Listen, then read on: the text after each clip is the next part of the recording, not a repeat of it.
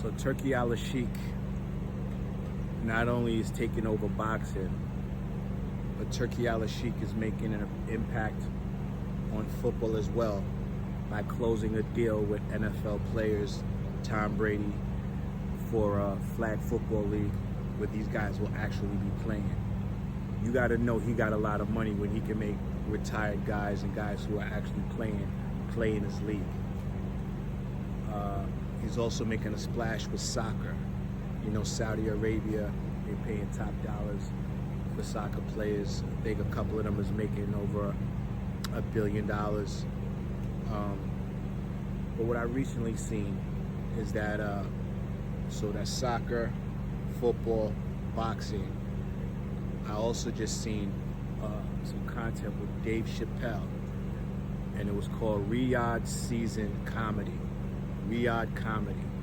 And I think it's headlining Dave Chappelle. I like the Saudis because the Saudis know that black culture is the superior culture in the world. And he is capturing as much greatness as Saudis and the rich collect rich art. Saudis will go to a country, the royals, and ask which one is the biggest and most expensive house.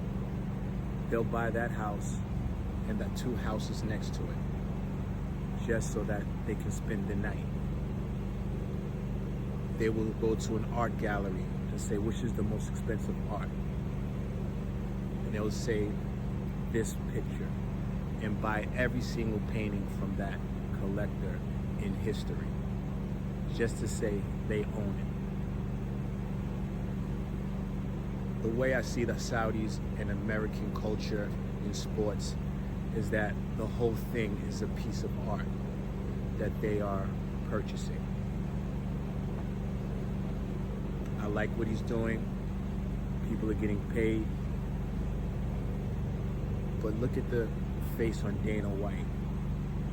Dana White says a lot, because here's a guy who built one of the biggest machines in America, but he cannot get the funding in America that he's getting from the Saudis.